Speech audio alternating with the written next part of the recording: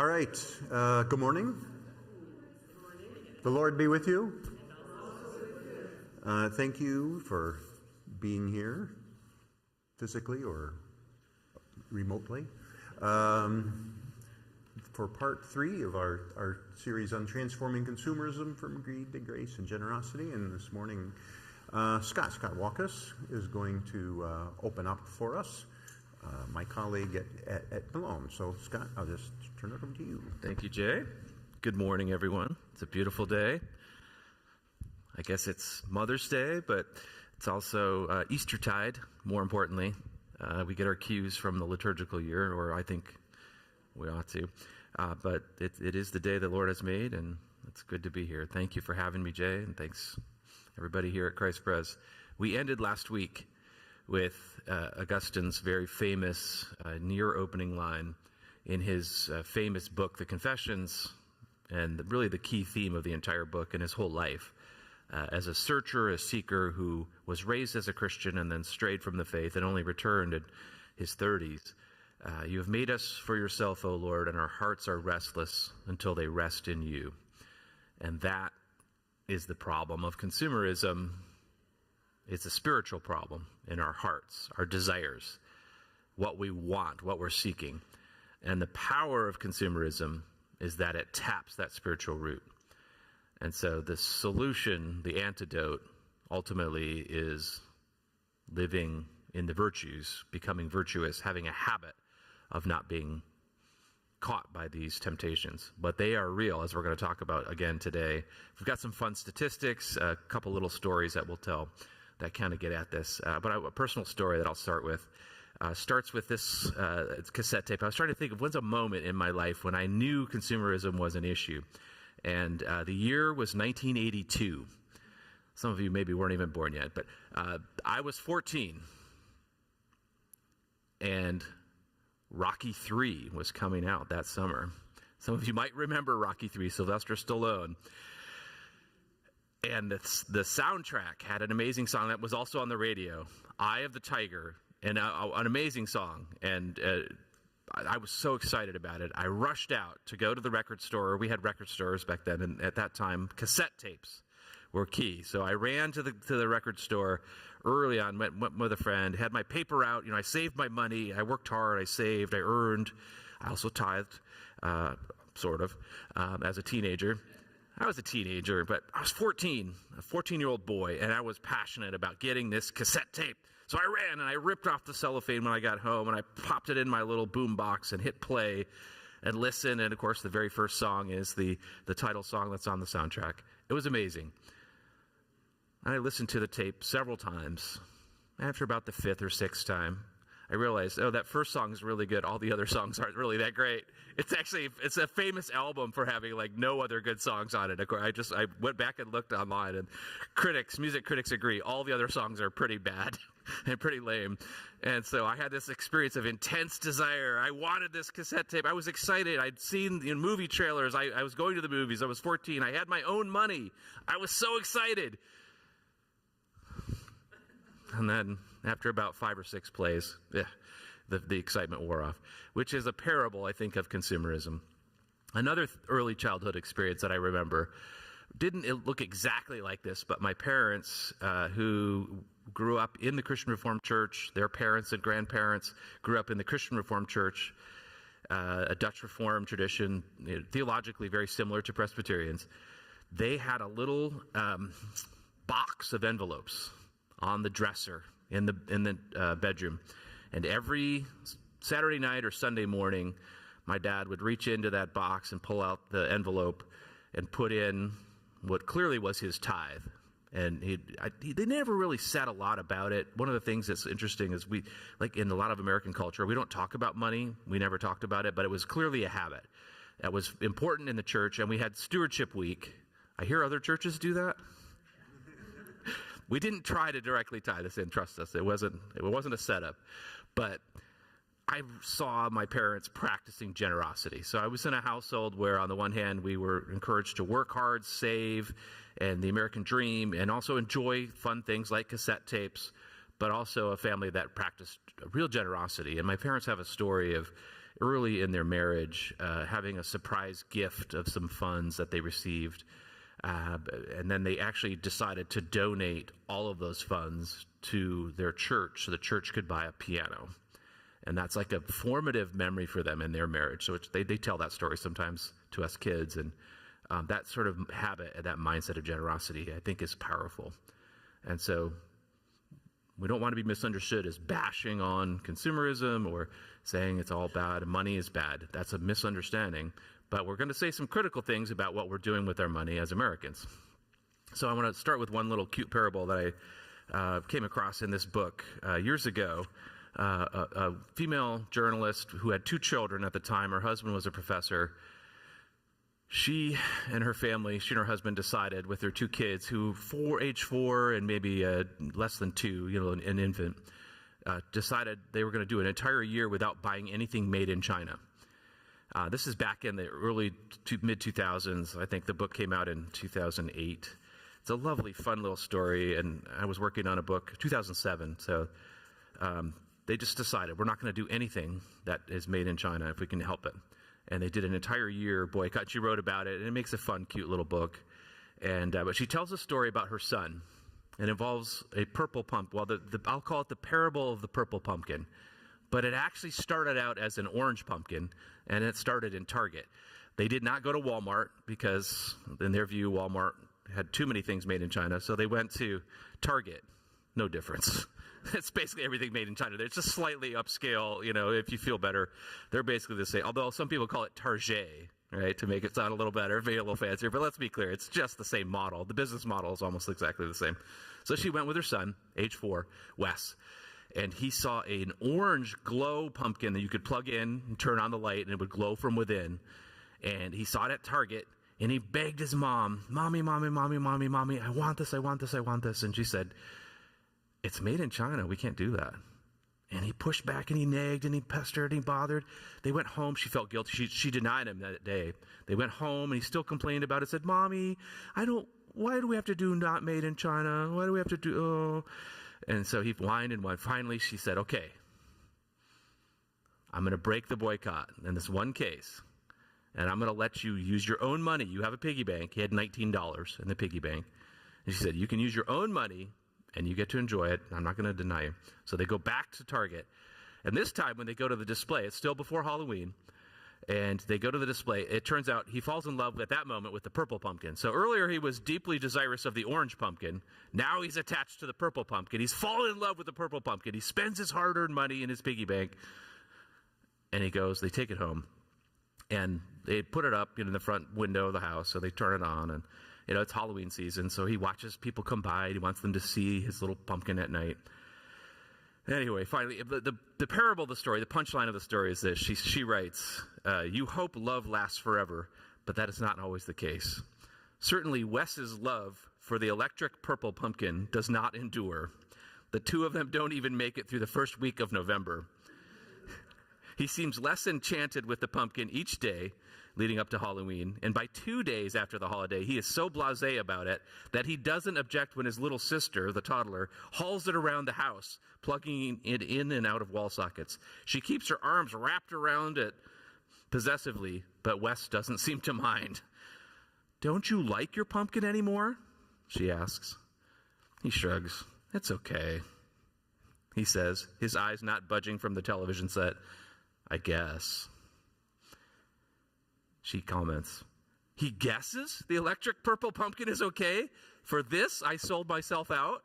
Well, that's it. Never again. And there was about, with 2 months left in the boycott, 10 months into the experiment, she was really frustrated. And so a fascinating parable of, I think, consumerism and a small scale, and just one family trying to sort of be intentional in their consumption, which I think is a great model, but it's hard. And I think what happened to Wes happens to us all the time. I mean, how many of you have an experience with, as I had with my cassette tape, or Wes had with his pumpkin, where you were so excited about, perhaps it was a Lexus, perhaps it was something else, maybe you're still enjoying the Lexus, but at some point the newness, the novelty, the new car smell wears off, some of the joy fades, right? And that's the thing about consumerism. It promises something and it doesn't deliver. So this is a nice sort of summary. We stumbled across this. Jay had a quote about consumers being perpetually unsatisfied, restless, anxious, and bored. The beauty of teaming up is because then I went back and said, where is that quote from? And he thought it was in one book. Well, it turns out it's in another book by this author, Christopher Lasch, a kind of famous book, which I don't recommend you read. It's really a slog. But this quote is amazing, and it kind of sums up what we talked about last week. In a simpler time, advertising merely called attention to the product and extolled its advantages. Jay talked about that with some of the ads that he showed. Now, however, advertising manufactures a product of its own. The consumer, us, perpetually unsatisfied, restless, anxious, and even bored. Bored even with the things we bought maybe just a few weeks ago, like purple pumpkins. So that's the spiritual problem, I think, at the root. And I believe this is where Jay gets to come in and talk to us about some of his history stuff. It's nice having a history guy and a poli-sci guy in the same room, I think. It's been fun. We've worked together for how many? 26 years we've worked in the same department. They don't let us teach together, though. That's, So thank you for indulging us. So, what do we do if we are perpetually unsatisfied, reckless, anxious, and bored? There are a lot of solutions. Here's one of them.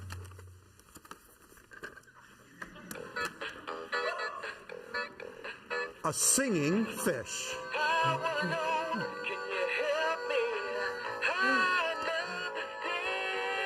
Ready? Here's the big part. See, isn't that great? Isn't that just going to? Yeah. This particular fish, I just turned him off, and he just keeps going. And then you have to take out the batteries to really get him to. He is a persistent fish. This is Billy the big-mouth bass, and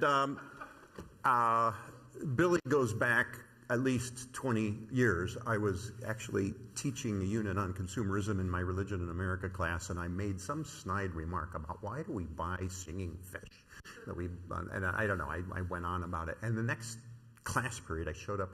A student of mine went out and bought Billy for me. And I'm okay, so now I have Billy the big-mouth bass. And I said, isn't America a great place? And so when we are restless and sad, anxious and bored, we can buy a singing fish and put him on the wall. Well, maybe that's one. The other question is this: why?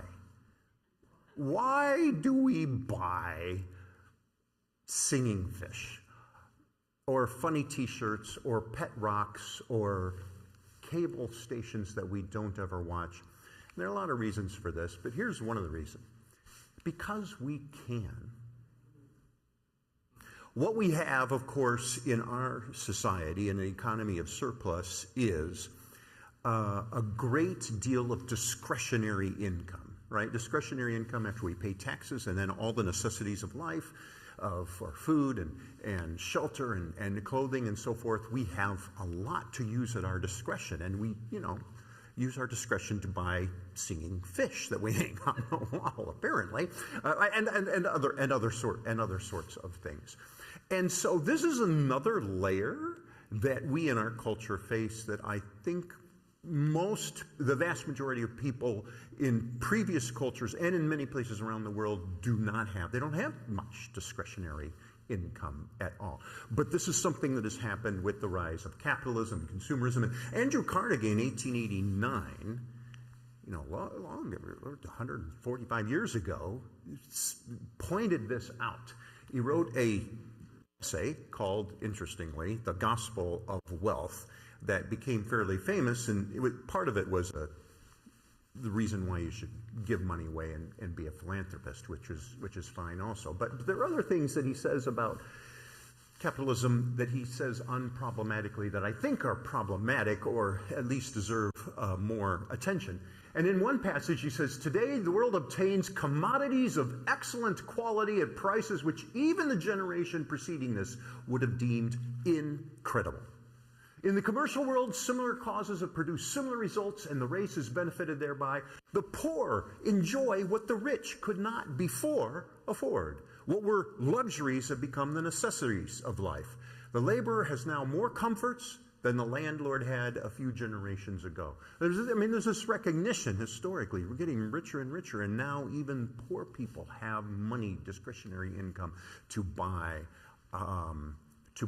stuff.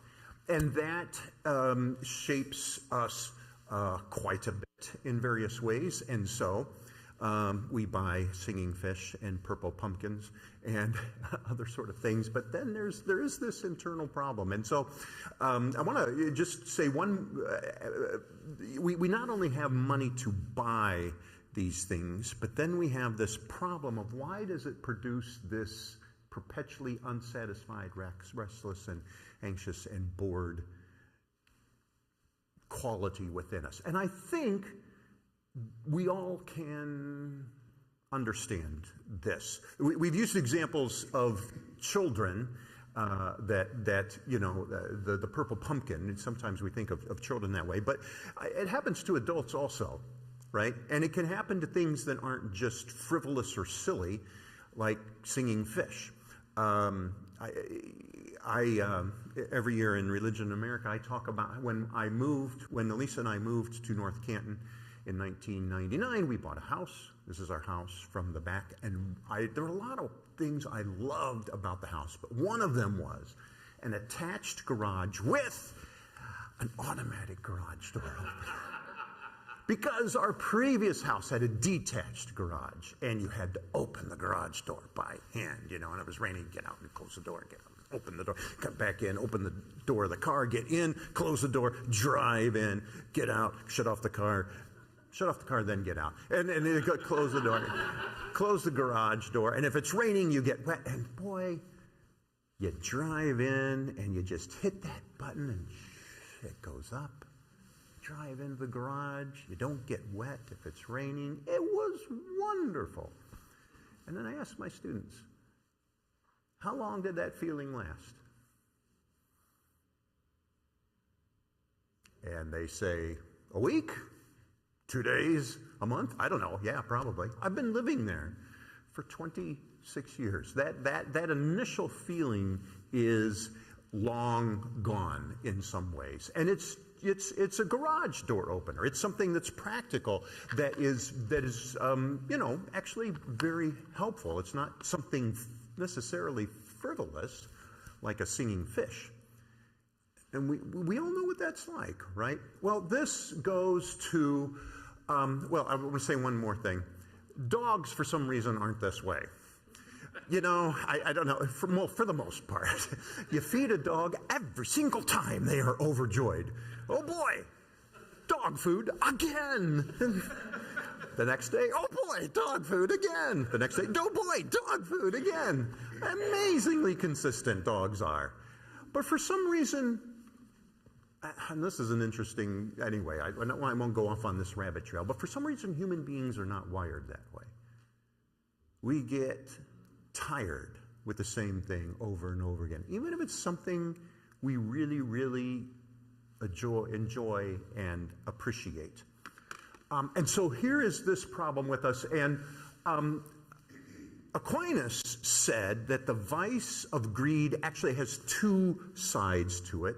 One that we're kind of used to is what is often called avarice, just the desire to accumulate stuff.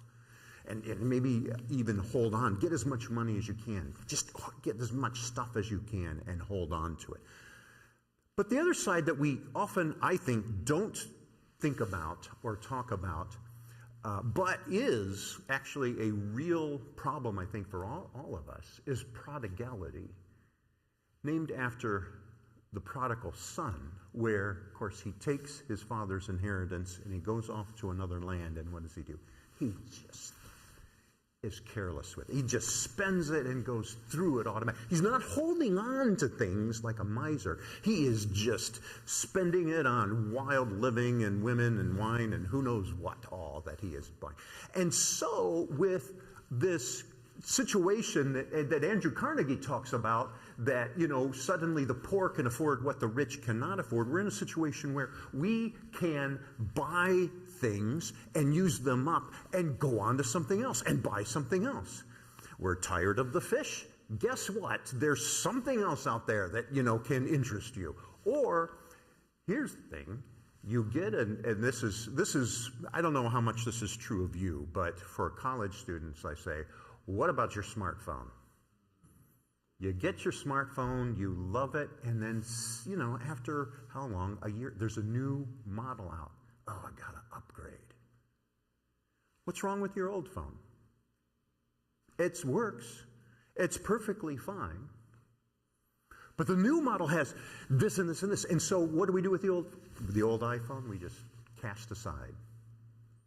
And so we go on to something new. And so what you have in prodigality is going through things and acquiring more things and then just discarding what you have to get on to the next new thing, the next thing you like. And the old thing, it's a carelessness which is actually you don't appreciate the old thing like you should.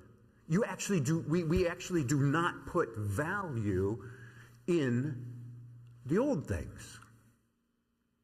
And I read an interesting article by a Catholic theologian, William Kavanaugh, where he talks about this. Where he says, actually, there's a problem of detachment. In some ways, detachment is good. Like, I'm not going to be bound by my things. But there's also a problem with detachment. Like, you're just careless about things and you don't appreciate their worth. And then you just... And so what happens? We end up with, shoes that we wore 3 times and they're in our closet. And we end up with 58 pairs of shoes.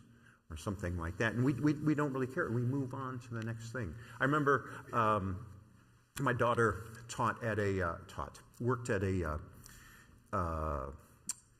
L'Arche community, which was, it's a Catholic organization where you live with adults with intellectual disabilities.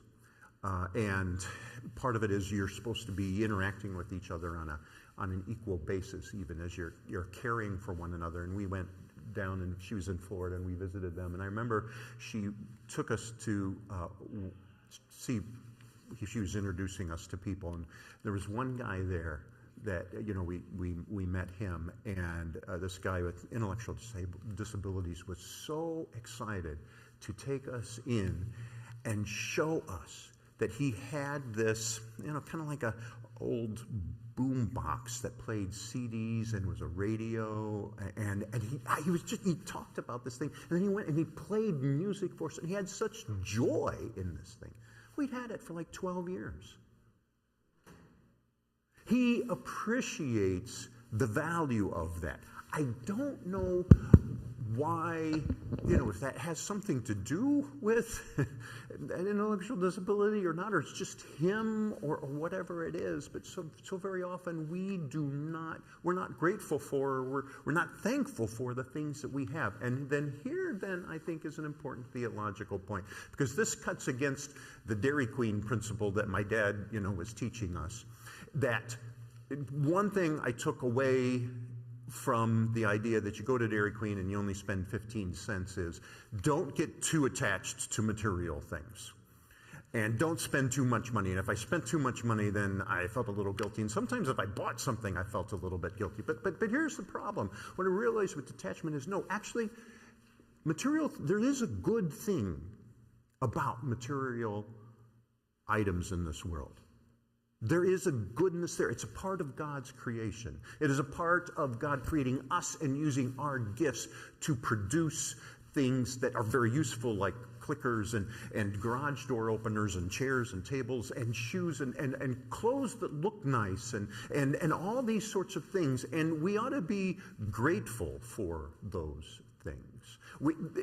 It's the problem of greed is excessive desire for good things, not the desire for good things. Sometimes my students will misquote, is it 2 Peter, which reads that the love of money is the root of all kinds of evil. Every they just say money is the root of all kinds of evil. It doesn't actually say money is. The love of money is the root of all kinds of evil. It's not the root of every evil. But there's also in the Bible a sense that, no, material things, there's a goodness about them. There is a goodness about them if we will understand them properly. And prodigality says we actually do not love our items as the way we should, because we're just casting them off and going on to something else. So one thing that I stumbled into with my garage door opener is that I've stumbled into an annual liturgy that I have. It's just a liturgy that I think I'm the only one who does this, because I just stumbled into it. And that is that every year when I teach religion in America, I bring in my garage door opener and I tell the students about how much I love my garage door opener and how that faded. But this is what happens. When I tell that story, I remember, oh, I really appreciated this. And if I remember, I recapture a little bit of this. And when I recapture a little bit of this, I also then recapture a sense that there are other things about my home that I really do like, right? Because we can be prodigal about our home, like, oh, I wish I had a bigger home. Wouldn't it be nice to have a home that was, whatever, on a lake with, no, there are wonderful things about my home that I should appreciate. And then it can lead me to gratitude. Because, and living in Kenya for 6 years is very helpful in this. I would recommend doing this if you could do it. Go live in Kenya for 6 years, because I can remember, what people around me who are poor, and I'm like, I have things that other people in the world don't have. I should be for some reason, God has placed me in this situation. I don't know why, but number one, I should be grateful for it. But also number two, then I should ask the question, okay, so what am I supposed to do with these things? What am I supposed to do with the opportunity and the material things that I have? Okay, I should be grateful for them. I should appreciate them. But then I should also say, how can I use this for God's glory? And so my wife is better than me in saying, well, the house, we should, invite people over to dinner and have hospitality. And I said, oh, yeah, right. We should invite people over to dinner. And we've had, sometimes people stay with us or whatever. But we should open up our home to those things. And so every year when I do my little story, it's a little annual liturgy for me to help me remember for my house and for the situation I am in, and say, okay, what then should I do with the rest of the stuff that I have? Because we can do great things with them, not only serve other people, but also just to appreciate what we have and be thankful for. That's part of the grace of God.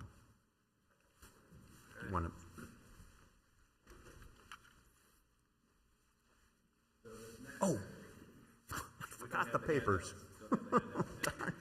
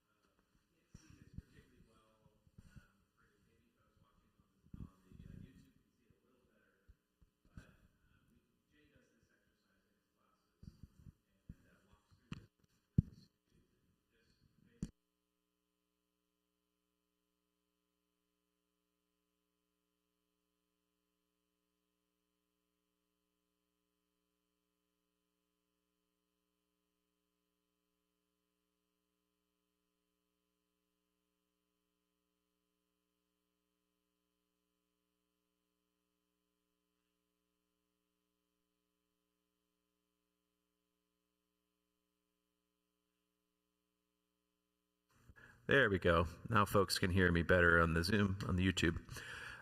So the idea is, if we could just itemize all these different projects, $2 billion to finance $5 million grassroots micro-enterprise economic development projects per year in poor countries worldwide. That would employ revolving loan funds for needy entrepreneurs to purchase tools, materials, equipment, to start or expand businesses, which they would pay back, so microloans. All these kinds of things could be done. Just some of the examples. So what would you do? What would you fund if you had $46 million? Or $1 billion, sorry. Uh-oh. Clickers. You're good. There we go. Thank you. We could triple the resources being spent by all global Christians on Bible translating with $2.2 billion. We could spend $30 million to translate into 4 different languages, 20,000 copies of 100 new titles per year of the best English language Christian books for readers in Asia, Africa, Latin America, and it goes on and on. We could go on and on and on. So many things that could be done with all this money, the $46 billion. Clicker, I don't know if the battery's dying in the clicker, maybe, or am I too far away? Uh-oh, we froze. Well, I will tell you why we chose the number. 4 pages. Yeah, we have 4 pages worth. I'll tell you why we chose the number $46 billion. And it's out there. Now it's going. Nope. Technical difficulties. It's all right. Did this get turned off? Does this have a switch? I don't think so. There we go. All right. So, $46 billion grand total, all the things you could do. And these are ideas that this scholar, sociologist of religion, Christian Smith, came up with in his book, Passing the Plate. You could do all of these things. Why did he choose the number $46 billion? If I said to you, what was his magic wand? Why did he come to that number and say, here's the number we could use? If I could wave a magic wand and fund all of these projects. Any ideas how he got to that number in his book, Passing the Plate, in his research? For American Christians, he was talking specifically just writing for American Christians, members of churches, regular attenders of churches specifically, is the audience he was thinking of. If we did tithe, yes, exactly. If we did tithe, this is how much money the American church, this is about 2000, early 2000s when he wrote this. This is, at that time, this was how much money regular attenders who came to church 2 times a week or more, if they all, based on income surveys, donated 10%, that's how much money there would be. Extra money there would be,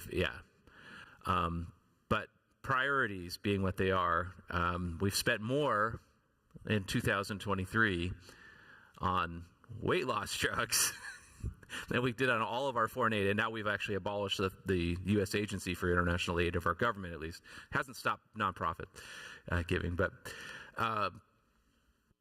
it's a statement of priorities. This is the problem we're actually struggling with. Obesity is our epidemic, and now we have a solution. So where we spend our money as an expression of values, it's quite powerful. Some more statistics at you, maybe just a handful. These are ones that Jay has used before in class when teaching on consumerism. I'll just take a couple. There are 300,000 items in the average American home, according to the LA Times.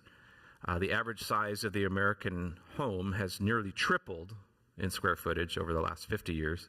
And just between 1990, the average home was about a little over 1,000 square feet, and by 2005 it was more than double, 2,200. At the very same time that families are shrinking, or there are fewer children and smaller families.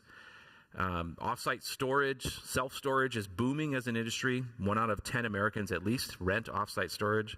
It's the fastest growing segment of the consumer commercial real estate industry in the past 40 years.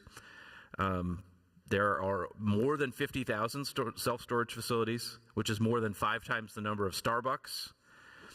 There's at least 7.3 square feet of self-storage space for every man, woman, and child in the United States. Thus, we could physically put all of the people in the United States standing under the roofing of self-storage facilities. A British study found that the average 10-year-old owns 238 toys, but plays with just 12 daily. 3.1% of the world's children live in America, but they own 40% of the toys purchased globally. The average American woman owns 30 outfits, 1 for every day of the month. In 1930, that figure was 9. while the average American also throws away about 65 pounds of clothing per year per person on average. Throw away, not donate to Goodwill. We talked about thrifting last week. Kate mentioned that. And the self-storage industry makes $39 billion. So imagine if we just redirected some of that money back toward giving. We're not trying to guilt you, I promise. We're just getting at a problem and the roots of the problem. And I think this is Jay's turn to pick up some stats from Christian Smith. So the idea, of tithing would be a powerful shift in our economy if we actually practiced it. And so Americans, we're actually not that generous overall. Some Americans really are. I want to say that. Some Americans really are. Non-religious people, 52% give absolutely nothing to charity. More than half, if you don't go to church. Now, if you go to church, the number's a little bit better. And yet, 20% of Americans who go to church give absolutely nothing to anything. This includes any church, parachurch, or non-religious charity. Those who attend twice a month or more, we collectively, I looked this up last year, American Christians earn $3.75 trillion. That's our income collectively as American Christians. That's more than the gross domestic product of every single nation in the world, except for the United States and these other five: China, Germany, Japan, India, and Great Britain. We have an incredible amount of resources that we could do some really, really good things with. American Christians do. We have a lot of money. I mean, our collectively, these are the only countries where individually their gross domestic product is more than just what American Christians themselves make in terms of income. And the stats also show, by the way, that as you get wealthier, you tend to give a smaller proportion of your income, even though as you get wealthier, of course, your discretionary income is a greater percentage of your income. Poor people who have to spend a lot more on necessities actually give a higher percentage of their income. It's this odd sort of thing. Why that trend? So this is the question. Why is it so hard for us as Americans to give? And there are lots of reasons for that, actually. But I want to go to one that Aquinas talks about back in the day before you had these huge economies of surplus. And Aquinas says it's not that money is evil. We do need to use our money for adequate provision for ourselves and for the people we're responsible for, like our children and so forth, for food, for shelter, for clothing. That is important. We do need to spend money on those sorts of things. But he says, this is way back in the medieval age, it is harder to give money away if we have earned it ourselves. It's a lot easier to give somebody else's money away. Then we're really generous. Yeah. But there's something about earning it where we feel like it's mine. There's something about, I could triple tithe when I was in the first grade because I was getting an allowance. I was like, oh, Dad's giving me 5 nickels. Okay, I'll put one in. But once I earn it, then it's harder. What is that? And part of it goes to this sense of, it's mine, and so I can control it. And this is really, really hard. We should push back on that and say, it's not really ours. That, you can't take it with you. That itself, in the grand scheme of things, means that we're only on earth for a short amount of time. And God has put us in a situation where he says, okay, I've given you this certain, and we're like the parable of the talents, where the master gives somebody a talent, says, go make use of this. But it's the master who owns the talent. It's not the servants. And so really, if we really, I think, want to think about money properly, we say it's not really mine. It's mine to sort of use for God. But it's not actually mine. I'm really just a steward of the things that God has given me. Now I can say that, and I believe it in my head. But to actually really work that out and the depths of my soul, that's really, really hard. That is, I am so not generous at that point. And I was thinking about generosity in various ways. Whoops. And here's the problem, right? Aquinas says we do need to use our money for adequate provision, but what counts as adequate provision? Well, I need a house. Yeah. Do you need a big house? Do you need a house with an automatic garage door opener? There's all kinds of ways. This is where things get really, really tricky. As to where is that line? That's really very, very challenging. So a little story about Kenya, and I just kind of point out the cultural forces that are playing on us just by taking us to another culture. Right towards the end of our time in Kenya, a month or two before we were leaving to come back to the United States for good, I had gotten to know a guy by the name of Henry. He was kind of like a night watchman at our school. And right before we left, I was talking to Henry. He says, hey, you know what? I have a donkey cart. I could bring it up. Would your kids like to take a ride in the donkey cart? Well, yeah. So he brought the donkey cart up. And not only did he take our kids, like all the neighborhood kids came around, and they rode around us. And they had a wonderful time. And afterwards, I was talking to Henry about his donkey cart. And he said, oh, yeah, what do you use that for? And he talked about different things that he hauls around. He uses the donkey cart for. And then he said, and other people in the village, they come by and they use it. I mean, sometimes, I just leave it there and they'll just come by and take it. And I thought, wow. What's the equivalent in the United States? And the best I could come up with is, I've got a pickup truck, I leave it in the drive and the keys in it, and the neighbors just know, hey, you need a pickup truck? Just come and take it. But that's not how we are. Like, wait a minute. I don't know if I trust my neighbors, number one. But also, even if my neighbor did that, I don't know if I'd feel good about just taking their pickup truck. It's like we have to make this calculation. Like, if you want to borrow somebody's pickup truck, like, you have to ask, and it's so painful. I'm going to ask for it. If somebody asks you, you're kind of like, well, okay, yeah, maybe. Why? Because it's mine. And we make a calculation every time. For Henry, in a different culture, this is more like, you just are not holding on to these things. I mean, it was generous for him just to come up and give my kids a ride in it, let alone to have his neighbors come and take this. The other thing that happened in Kenya was I'd got to know another guy, Peter, who worked on another job at school in maintenance, I think. And Peter was a young man in his 20s. And he'd come by and talk every now and then. One time he was talking to me, and he says, well, he has a younger brother who's intellectually disabled. And there's a school in a town nearby that is especially for intellectually disabled kids, but it costs a lot of money. He's wondering if I could give money to help send his brother to this school. And my thought was, is he telling me the truth? Because the other thing that is true in Kenya is that sometimes people come up to you and they'll just spin a great tale to get some money from you. And I'm like, is he telling the truth? I don't know if he's telling the truth. And so I delayed. I said, hold on, let me think about it. And then I went to my principal. Do you know this guy, Peter? He says, yeah, I think I know Peter. I said, is he reliable? Well, he says, I'm not so sure. And I said, I don't know what to do. I said, I just don't want to be, I don't want to be taken advantage of. And my principal said, if you've never been taken advantage of, you're not generous enough.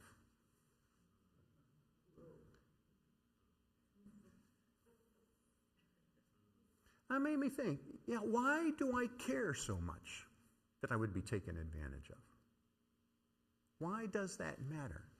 Part of it is because it's my money. And if I'm going to give, I want to be sure it goes in the right way to the right place. By the way, we worked out a nice solution. Principal said, let me talk to Elijah, who was an elder in the church, an African elder, and he knew the family. And he came back and he said, yes, his younger son is intellectually disabled, but also Peter probably would take some of it for himself and then give some of the rest to his mom to give to his brother. his younger brother was intellectually disabled. So it was a little bit of both. But Elijah said, here's the solution. You give the money to me, I'll give it to the mother. Oh, okay. This is why, by the way, in ministry, you need to have a community, and especially in cross culture, you need to work with the people on the other side. Anyway, it was a nice ending to the story. But I realized a couple of things, because here's and I don't have time to go into this, but I'll just say briefly what Kenya does have. There's this generosity, like with Peter and the donkey cart. They don't hold on to things as tightly as we do, or calculate as tightly as we do. But they do have another problem, and it's a problem with corruption.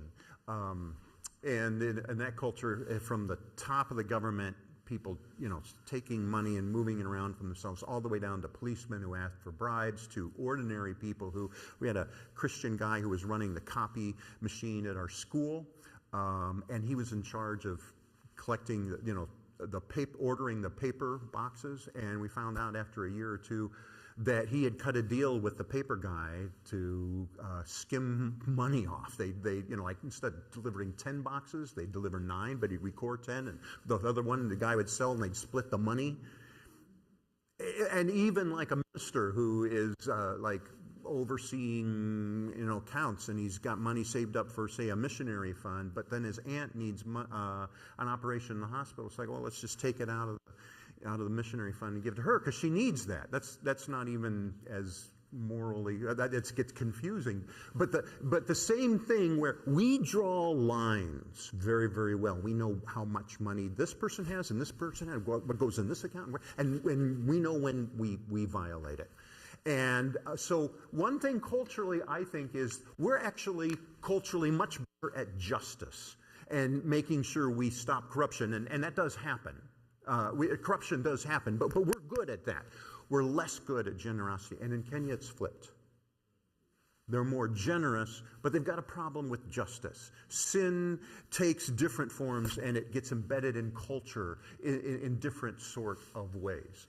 And so we know to the penny, oftentimes, how much we give, or how much I have, and how much this person have, and what should go in what account. And when that line is crossed, we draw those lines very well. In Kenya, the lines are blurry. You want to use my donkey cart? Sure, come and use the donkey cart. And so our greatest strength is our greatest weakness. Their greatest strength is different. It's also a great weakness. Our problem, I think, a greater one, is generosity, because we hold on to things and we always making, is this good for capitalism to make a calculation? Is this a good way to spend the money or not? But it can be a problem with generosity because we have to kind of calculate. Is this good for me to give up this money? Okay, let me pry open my hands. And then we do it and we feel so good about ourselves. This is our challenge. And yet, we can do so much good. And there are people in this church, because I can see all the ministries that we are supporting that are doing very, very good things. But we should be encouraging each other to be even more generous. Sometimes I'm shocked at how generous I am not after everything I've been through. How much more generous I need to be. All right. Conclude? Yeah, we'll wrap it up and get some time for questions. So what are we going to do? What should we do? We'll talk a lot about that next week. Let me just quote Jesus in the Sermon on the Plain in Luke 6. Not the Sermon on the Mount, but the equivalent version in the Gospel of Luke. It's really interesting. He says, if you lend to those from whom you expect repayment, what credit is that to you? Even sinners lend to sinners expecting to be repaid in full.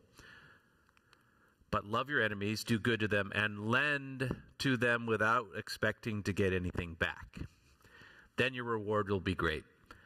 And I think it's about being kind like the Father is kind. You will be children of the Most High because He is kind even to the ungrateful and the wicked.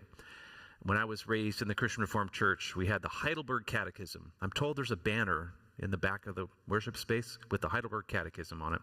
And we were taught as children, and the 3 parts of the catechism. It starts with sin, shows that we're sinners, convicts us of that.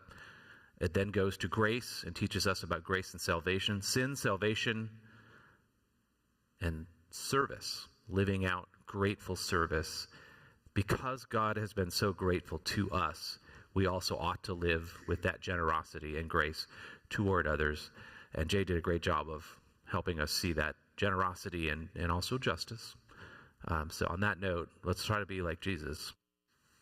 Time for some questions, I think. Not a lot of time, unfortunately, but we've got time.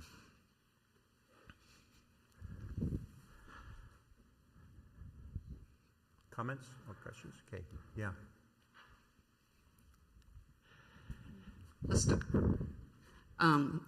I remember hearing a sermon about tithing years ago, and he said, God gives us 100%. Can't we give him back 10? That stuck. I like that. Yeah, yeah. And for us, even 10% is hard. By the way, on generosity, the church, when I take students to Kenya, and Isaac and Esther and the church they have, and these people are desperately poor, they tithe. And sometimes they're going hungry. One time, this is one of the most mind-blowing things, I saw a woman come at offering time and give green beans. It was the first fruits. It was her first, I talked to Isaac about it afterwards. Green beans had just become, and she's giving green beans to the church. And there's also an issue of trust. We have to be able to trust God instead of our portfolio, ultimately. She's trusting that she's going to have enough food. And that was a type of generosity that blew me away. So yes, can't we do 10%? And maybe we could do even more than 10%, since our discretionary income is higher. Yeah.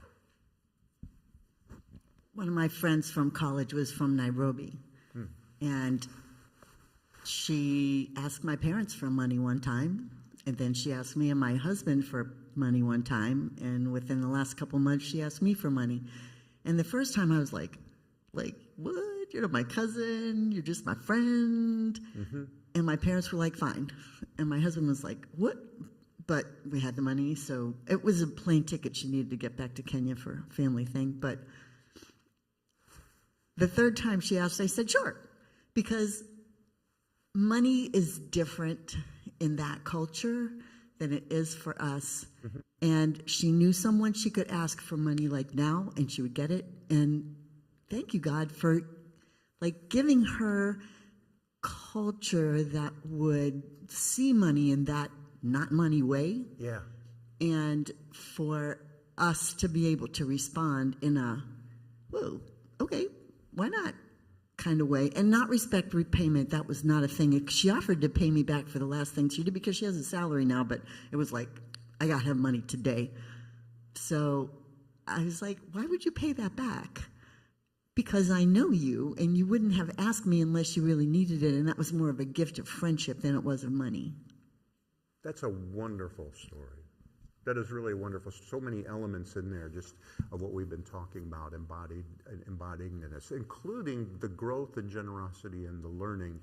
And that is God at work in us as we become more generous and we learn, and suddenly we think about things in new ways. And that is also God working in us through his grace to help see things in a way like, yeah, why can't I do that way? That's great.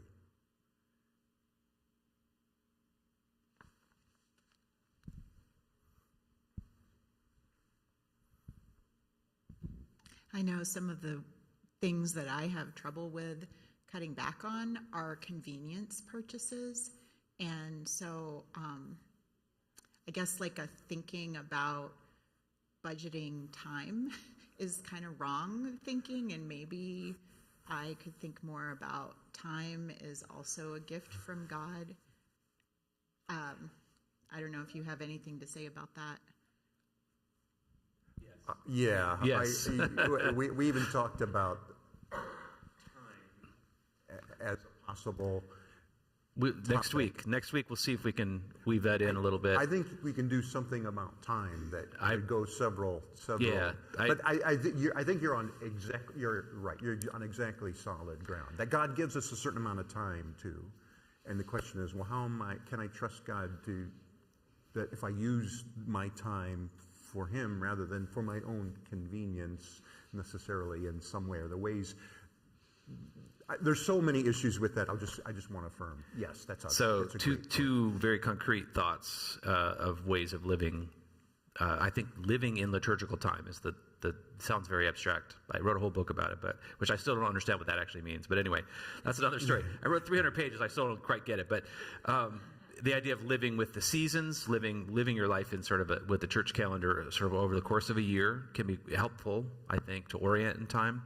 And then Sabbath practices are a way, very concrete way that I was raised with, really very strict kind of Sabbatarian mindset, which I think I'm grateful. Well, I am grateful for because it helped me sort of establish a sense of rhythm with time and finding some space, and then experiencing abundance of time. That's I think the fullness of time, or the abundance of time in the Sabbath, is a way to then get the space you need to slow down. But it's hard, especially with a family and children. And it's chaotic, and our culture really emphasizes activity, so we have to be countercultural. It's really hard, so it's not easy, but I think there are things that we can do. We're not powerless. Maybe next week you could also comment on John 10:10. I came that they might have life more abundantly. Oh, yeah. Abundance, yeah. There is the word abundance seems to be speaking to me today in all of this. Yeah. And are we talking purely spiritual? Are we talking... Mm-hmm. And how does the spiritual precede or follow, or where does that fit in? Great question. Yeah.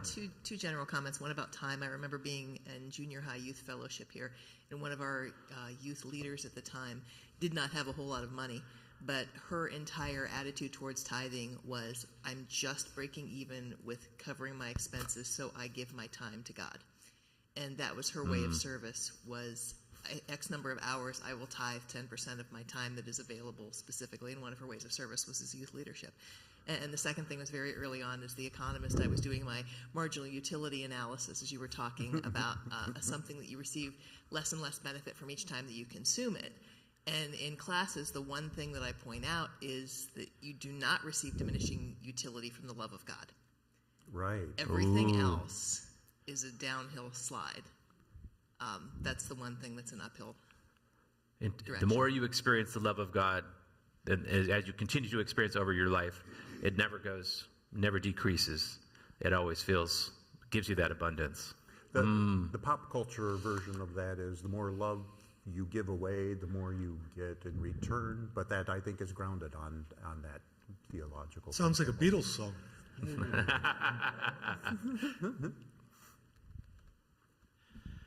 I liked how you touched on the trust for tithing with God. There have been times in our marriage where the numbers didn't add up, sort of thing, and yet we still tithed. And we just have it taken out of our bank account every payday. It just automatically comes out. But in those times, it's been amazing to see how God has come through. One time I remember we had an unexpected large expense come our way, and there was no way we were going to make ends meet that month. And I randomly got a check from my aunt, and it was for the exact amount that we needed. And I called her, and she was like, I just felt like God told me I had to send you some money, and I told her what was going on, and it was just, so what I guess I'm trying to say is there's been experiences in my life that continue to help me trust that God is going to help us make ends meet, even if things don't add up numerically when you do your budget or whatever that month. There's a real benefit to getting put in or putting yourself in a place where, like, I don't know if this is gonna, if the numbers are gonna, if we're gonna have the money, and you have to trust God, because now we learn something deeper about God, right? When we say God is faithful, God is abundant love and steadfast, God's steadfast love. That's a very tangible expression of that very thing, and we need to, I think, be good to put ourselves in that situation a little bit more. I'm like, okay, God, I'm going to do this good thing, or I need this thing, or whatever it might be, and trust that it'll still be okay. We had an experience where second year we were living here in Canton, our furnace broke in our house, and we were not wealthy at that moment. And actually, Jay offered to lend us some money. He probably would have given it, but he was extremely gracious, and so he helped us out financially. And of course, I paid it back because I'm Dutch Reformed. But I think he was lending without expecting anything in return. He was extremely generous in his approach, and so in a very tangible way, that kind of what we might call kingdom economics was sort of enacted, that generosity of spirit and of grace, which is of course the reason we do it. It's modeled on the model of Jesus, and the parable of the unmerciful servant is the opposite version of this, right? That unmerciful servant is forgiven a great debt and by the king, and turns right around and crushes his fellow servant. So we can see the negative example of what that ungrateful kind of way of living is. But out of receiving the grace from God, having received everything, surely we can give back just 10%. He gave us 100% and more. Surely we can do 10%. That sounded like a Stewardship Sunday sermon. Sorry. Good place to end. Good place to end, I Plus guess. I have As to we get to go, choir. some to worship. Next week, Scott's going to talk about liturgy and all of this, which should be really, really, very, very fascinating. All right, let's close with prayer. Father, we do thank you for your abundance that overflows to us: spiritual abundance, material abundance, abundance in time, abundance in connections and community and family and so many friends in so many ways. We pray that we might use that abundance, give out of that abundance to do great things for you in your kingdom. In your name we, amen.